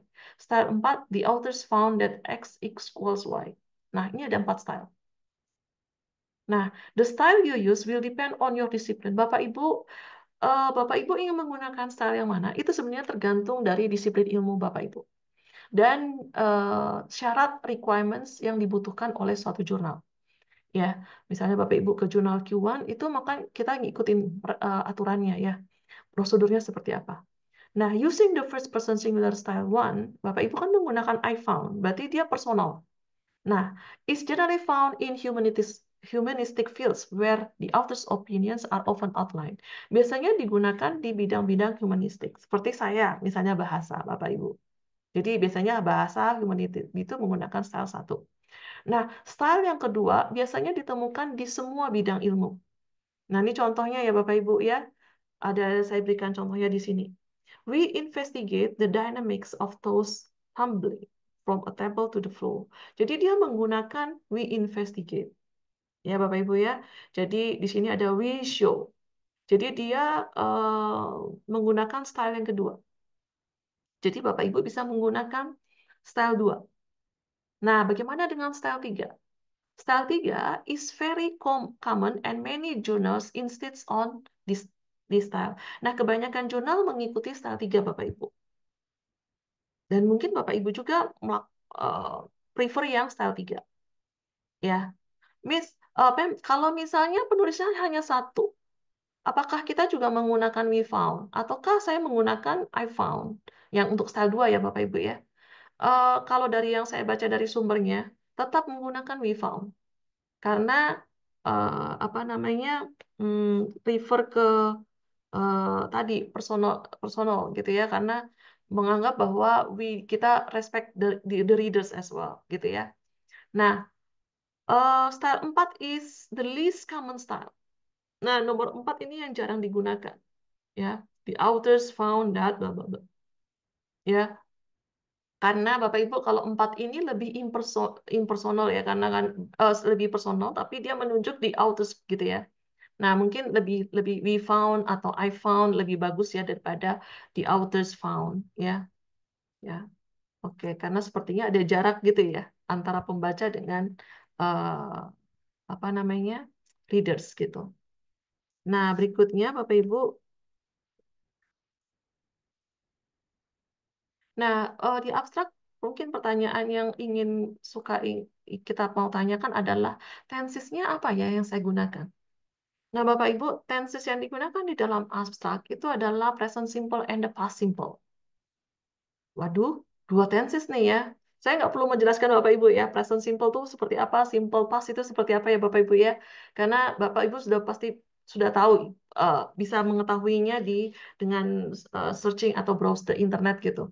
Nah, Bapak Ibu, ini contoh yang kedua dari yang tadi yang saya berikan, itu dia menggunakan present simple. Kenapa? Untuk apa? Describe the contents of his paper. We investigate, we show. Dia juga menggunakan present simple untuk describe the common opinion that he's trying to question. The phenomenon is essential random. Ya, jadi di sini dia menggunakan present simple. Dan dia juga menggunakan present simple refer to what he did during the experiment. Ya, we show that toast does indeed have an inherent tendency. Nah ini, kemudian dia juga menggunakan present simple to give his conclusion. Ya, tidak disetujukan ya Bapak Ibu di dalam contoh ya, tapi ada Murphy's law appears to be an electable feature of our universe. Jadi in fact he uses only the present simple, even though his research has already been done. Ya, the investigation is complete. Nah, kemudian the past simple is used to describe what he did or achieved and what conclusion they have reached ya Bapak Ibu ya. So the authors found that. So this is the standard way to use tenses in abstract. Ya Bapak Ibu ya. Jadi Bapak Ibu menggunakan present simple atau simple past. Tapi kalau saran saya menggunakan simple present. Bapak Ibu ingin menggambarkan apa yang Bapak Ibu lakukan gitu ya. Kalau misalnya, tapi saya Ibu ingin menuliskan apa yang saya lakukan selama penelitian begitu, menggunakan apa, prosedur apa. Boleh, tapi menggunakan simple past. Tapi tidak ada yang lain yang Bapak Ibu ya digunakan. Nah, ini standar rujukan itu kan dia memang ada. Kita menggunakan present perfect and present perfect continuous when you describe a situation that began in the past and still true now. So this is typical when you are giving the context or background. In the last few years, there has been considerable interest in. Jadi Bapak Ibu juga bisa menggunakan present perfect di abstrak.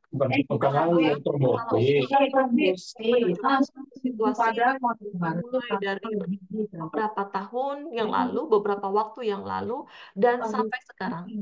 Misalnya saya sudah ngajar di BINUS sudah 10 tahun. Berarti kan 10 tahun yang lalu sampai sekarang masih gitu ya. Menggunakan present perfect. Ya Bapak Ibu ya. Nah, ini Nah, ada contohnya tombol diberikan. Contohnya sudah diberikan di sini. 100. Nah, silahkan ingin bervariasi dengan kalimat aktif atau pasif, silahkan ya Bapak Ibu ya. Nah, ini bisa menggunakan present perfect untuk describe what you have achieved during the research. For example, we have found a new approach to X. Ya, a new approach to X has been devised. Jadi ingin menunjukkan capaian Bapak Ibu, itu boleh menggunakan present perfect. Ya, jadi present perfect itu kan subject, has atau have, kemudian verb ketiga. Ya, oke, atau past participle. Ya, oke. Berikutnya, nah untuk introduction. Nah, pertanyaannya, Bu, kalau untuk introduction, tensesnya apa yang kami gunakan, yang seharusnya kami gunakan? Present simple is generally used to begin the introduction in order to describe the general background context. Bapak Ibu, kalau ingin kan di dalam introduction itu kan kita ingin menuliskan alasan ya mengapa kita tertarik untuk meneliti suatu topik gitu ya. Jadi mulai dengan background atau konteks betul ya Bapak Ibu ya. Nah, ini kita gunakan simple present. Ya. Nah, misalnya Bapak Ibu, nah bagaimana dengan present perfect? Present perfect digunakan to show how the problem has been approached from the past until the present day. Jadi kalau ingin menunjukkan masalah itu bagaimana pendekatannya dari misalnya tahun sebelumnya sampai sekarang, itu bisa menggunakan present perfect. Ya. Tapi kalau untuk background Bapak Ibu silahkan menggunakan simple present. Nah, bagaimana dengan review of the literature? Kira-kira tenses apa ya yang kita gunakan? Bapak Ibu, present simple or present perfect are generally used to introduce the literature review. Nah, ini saya berikan ya. Jadi tidak menggunakan simple past tense ya Bapak Ibu. Oke, ini contohnya Bapak Ibu. In the literature, there are several examples of new strategies to perform this task, which all entail bla bla bla. Ini contohnya ya Bapak Ibu ya. Many different approaches have been proposed to solve this issue. Berarti dari tahun sebelumnya sampai sekarang, pendekatannya sudah banyak yang digunakan. Makanya dia menggunakan present perfect. Nah, jadi present perfect itu Bapak Ibu saya review untuk digunakan ketika ingin menunjukkan ongoing situation. Ya, jadi Bapak Ibu masih tetap meneliti ya bidang tertentu. Bapak Ibu must use the past simple, tapi ketika kapan Bapak Ibu? Ada syaratnya Bapak Ibu. Bapak Ibu ingin menggunakan simple past tense. The year of publication is stated within the main sentence. Jadi harus ada tahun. Contohnya yang mana, Miss? Yang ini. This problem was first analyzed in 2014 by Peters. Nah, ini ada tahunnya, Bapak Ibu. Sehingga Bapak Ibu menggunakan simple past tense. Kemudian yang kedua, you mention specific pieces of research. Ya, for example, you talk about initial approaches and methods that have subsequently probably been abandoned. Misalnya Bapak Ibu ingin menunjukkan riset yang sebelumnya, boleh menggunakan simple past tense. Ya, contohnya sudah ada di sini ya. The first approaches use a manual registration of cardiac images using blah blah blah. Then in 1987, a new method was introduced, which blah blah blah. Bapak Ibu perhatikan bahwa ada riset sebelumnya yang dilakukan pendekatan atau metode yang sebelumnya digunakan, ya, yang mana misalnya diupdate gitu ya, tidak berlaku lagi gitu, diperbarui kembali. Nah, kalau refer bisa menggunakan simple past tense. Tapi ada syaratnya ya Bapak Ibu ya, tahunnya harus ada. Nah, you state the exact date when something was written, proven. Nah, ini lebih bagus lagi kalau Bapak Ibu bisa menunjukkan ya tahunnya ya, tanggal, bulan dan tahunnya. Ya, itu lebih baik lagi. Nah, untuk review of literature, nah berikutnya methods. Kalau methods bagaimana ya? Research methods. What style should I use, the active or passive? What tense should I use? Bapak Ibu, penggunaan pasif sangat direkomendasikan. Bukan aktif ya Bapak Ibu ya, pasif. Is a good style in this part of research paper because the focus is on what was done rather than who did it. Jadi kenapa pasif? Karena pasif itu digunakan ketika Bapak Ibu tidak ingin memfokuskan kepada siapa yang melakukan.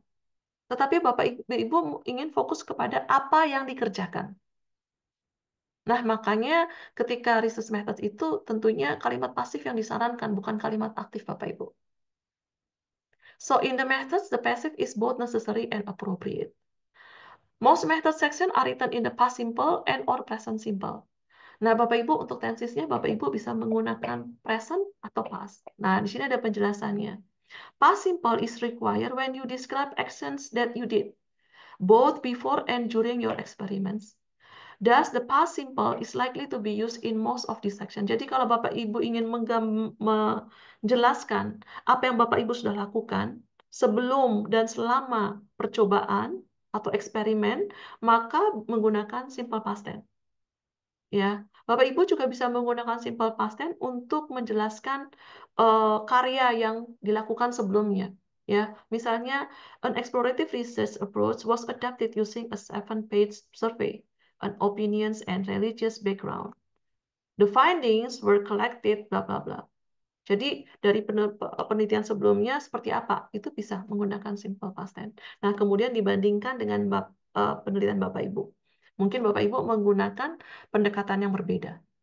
Gitu ya. Nah, most method section are written in the past simple and or present simple. Nah, kapan kita menggunakan present simple, Bapak Ibu? Kalau ingin menggambarkan suatu standard method. Ya, jadi bukan not one you invented yourself for the specific purpose of the research that you are reporting in your paper.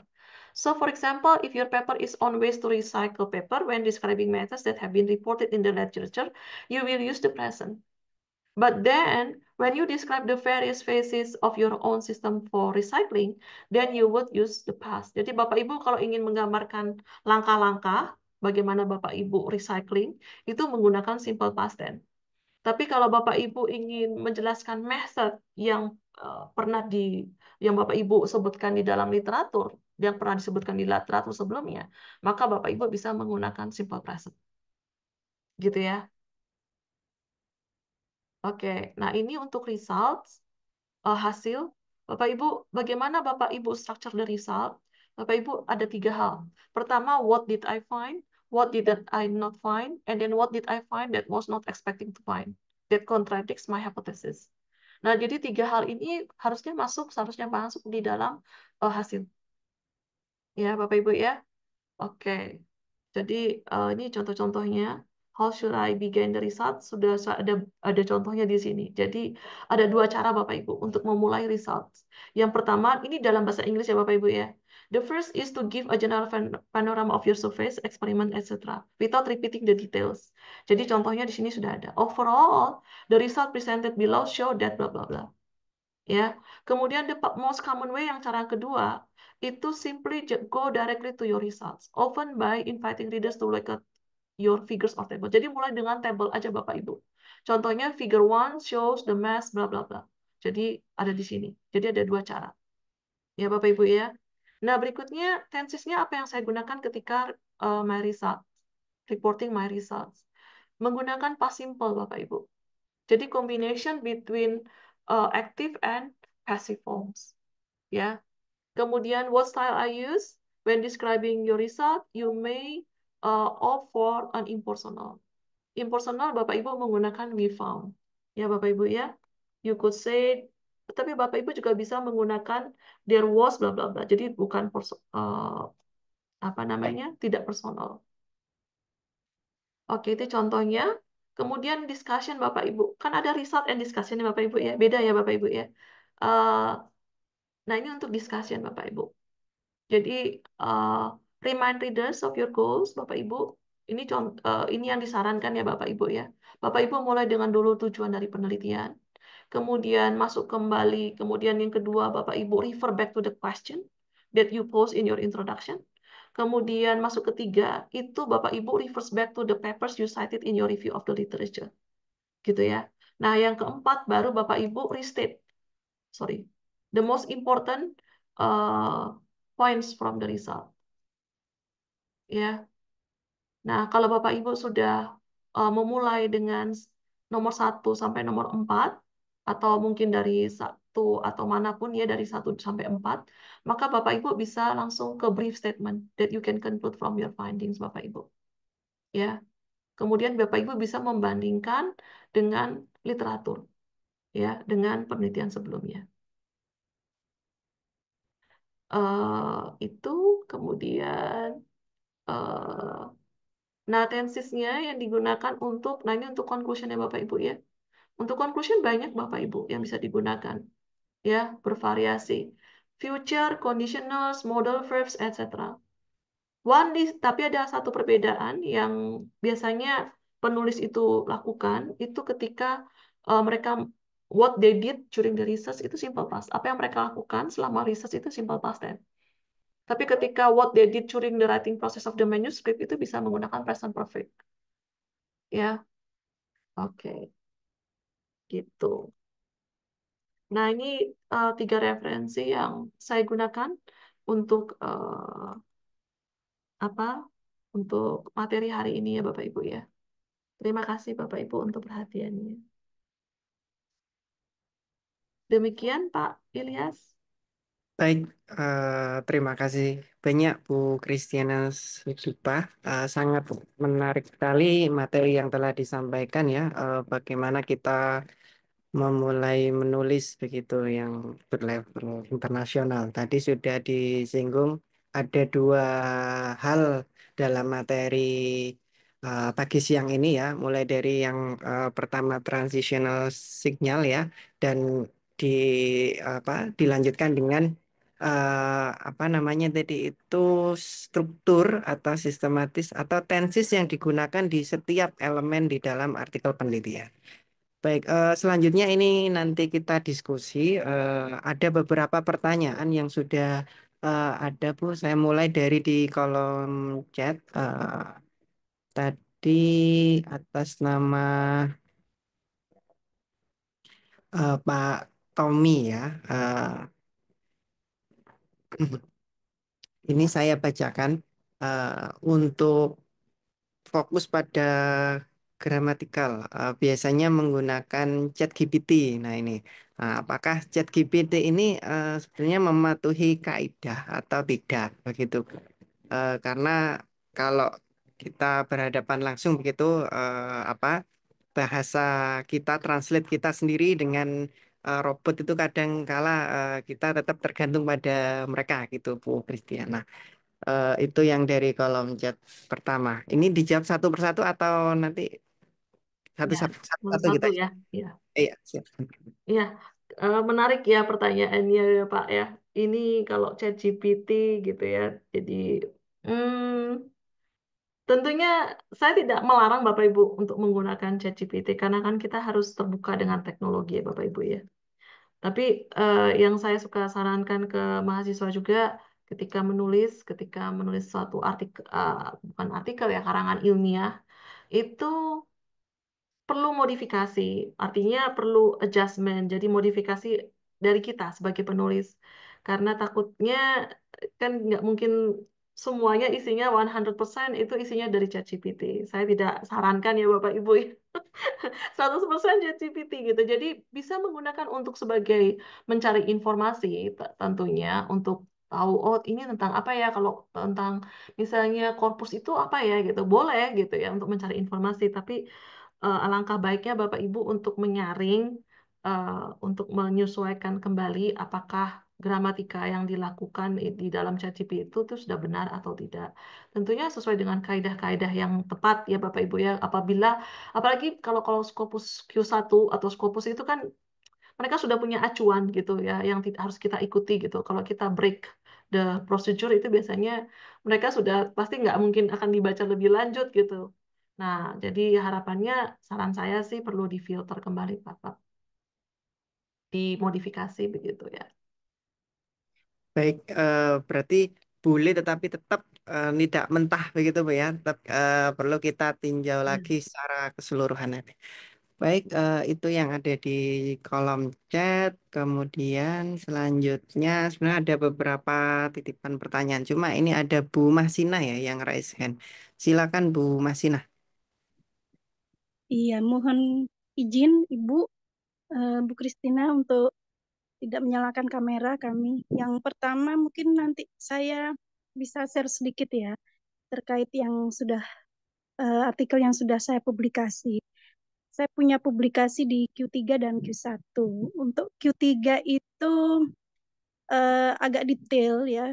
Detail ini terkait dari yang pertama, ya memang mungkin tergantung jurnalnya ya. Eh, Reviewer meminta saya untuk memakai perspektif dari British ya, tidak American English.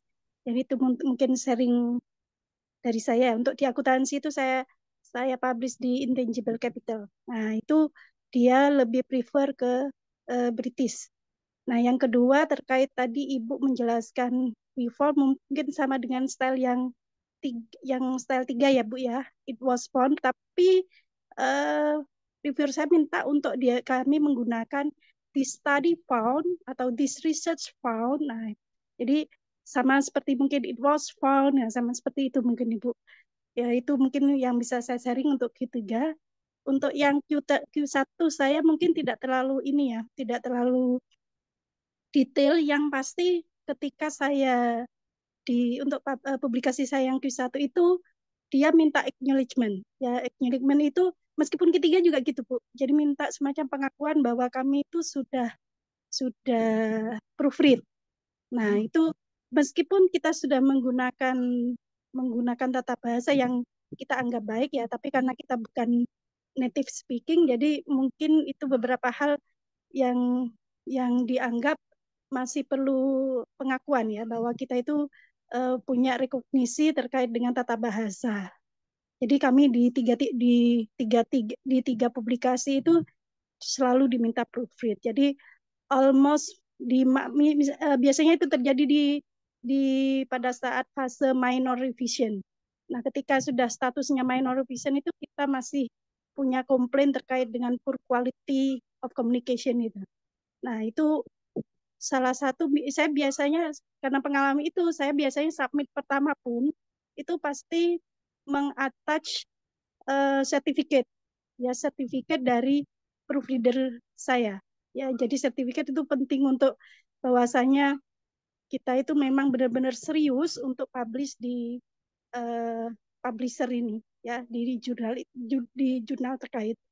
Nah, untuk mungkin yang Pak Tommy ya tadi pertanyaan, saya mungkin bisa share pengalaman, sekedar share. Saya pernah pakai full Grammarly full ya, pakai Grammarly full itu pernah di yang sekarang belum publish ya, yang di Q3 juga tapi Emerald itu dia masih menganggap apa yang jadi hasil AI kan, berarti ya apa yang kita tuliskan itu masih punya kualitas poor quality of communication. Nah, itu jadi tidak ada jaminan kita harus depend 100% pada AI ya, Bapak ya. Nah, itu mungkin Bu beberapa hal yang menurut pengalaman kami yang bisa kami sharing. Terima kasih, moderator. Ya, terima kasih Bu Masina atas sharingnya begitu. Iya, Bu Kristiana, terkadang kita itu juga tadi juga disinggung sama oleh Ibu, tergantung kalau apa keilmuannya begitu, apakah menggunakan yang style satu ataukah personal ataukah yang impersonal tadi itu. Karena kita kalau di apa biasanya sebelum menemukan ide itu kan mapping gitu ya, mapping dari berbagai jurnal dan setiap jurnal itu memiliki kekhasan yang berbeda-beda gitu Bu. Contoh katakanlah abstraknya begitu. Itu ada yang sudah jadi satu utuh begitu, ada yang sebagian-sebagian begitu. Nah, itu yang menjadi menarik sebetulnya kita itu kalau mau apa namanya misalnya mau menulis begitu ya, jadi satu paper itu satu fokus pada apa requirement dari jurnal itu ataukah kita tetap sesuai dengan kaidah yang telah Ibu jelaskan tadi Bu ya, kira-kira itu.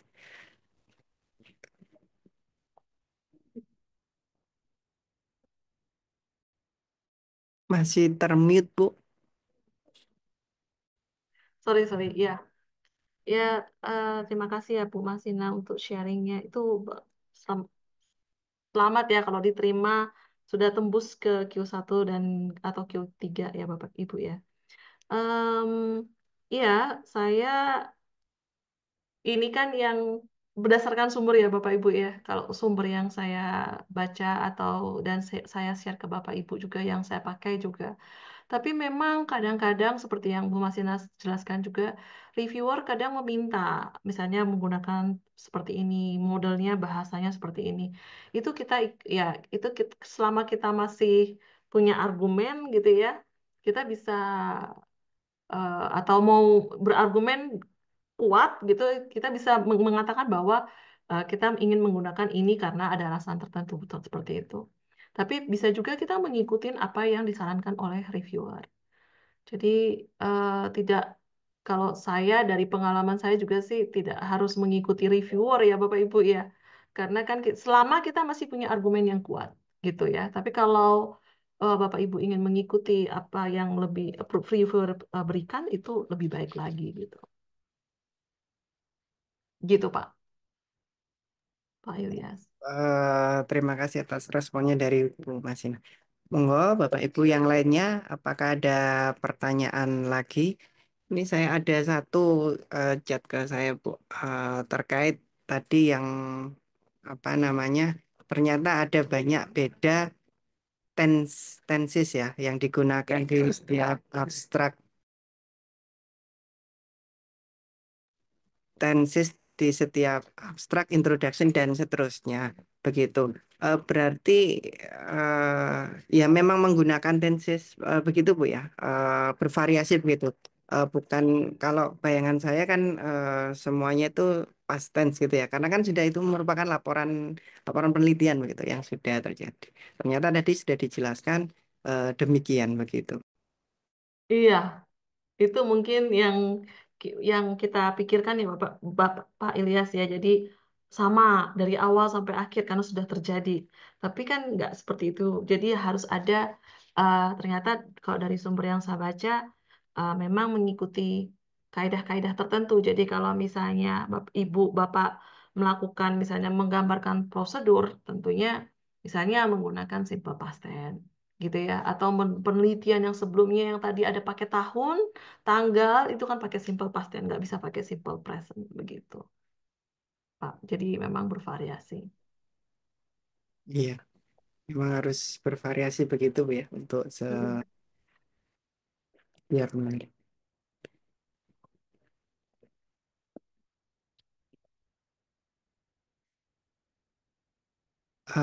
Baik, tidak ada pertanyaan lagi ya, Bapak Ibu. Karena juga kita ada keterbatasan waktu dan setelah ini juga ada kegiatan lagi, Ibu, untuk ISMA. Mungkin saya akan merisam ya dari beberapa tadi yang sudah dijelaskan terkait untuk materi hari ini. Yang pertama tentang transition signal, yang mana fokus pada bagaimana kita membentuk kalimat yang bagus itu adalah kalimat yang majemuk tadi itu ya.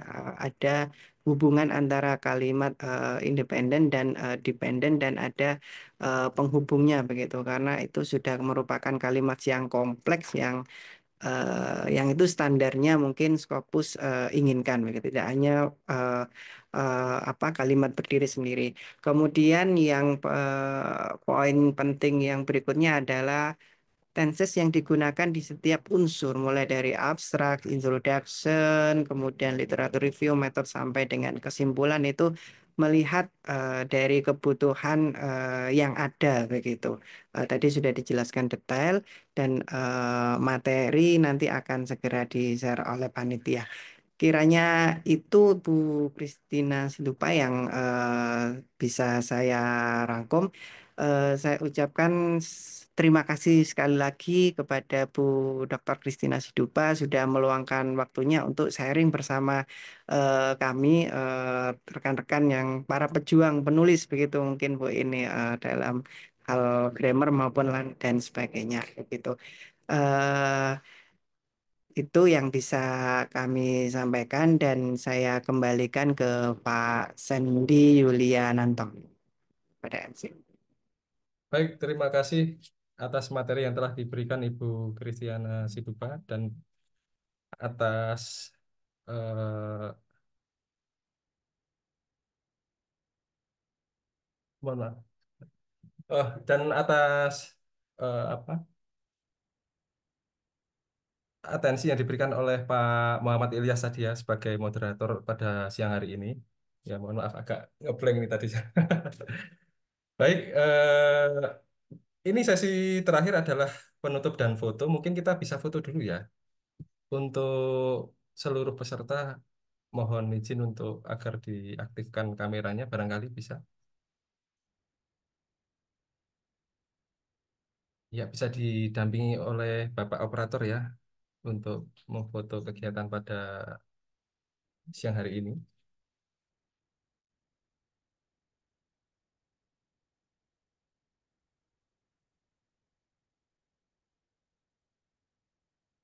Ya, mungkin Pak Operator, Pak Muhammad Rifandi sudah mengambil foto semua. Belum, tunggu sebentar, Pak. Siap. Mohon izin bisa on cam semua ya, Bapak Ibu panitia dan peserta. Oke. Saya akan ambil fotonya. Satu, dua.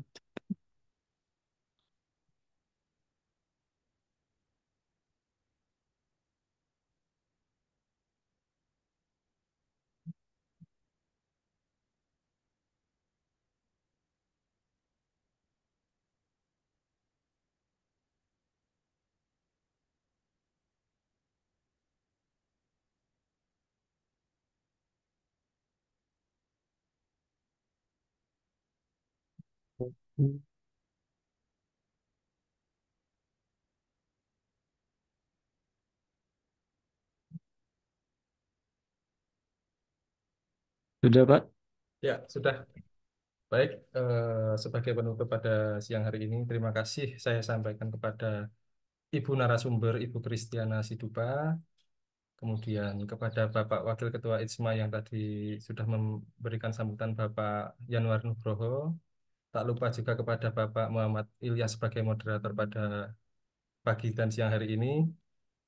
Sami-sami Pak Sandy. Ya, kemudian juga segenap panitia, kemudian juga untuk seluruh peserta.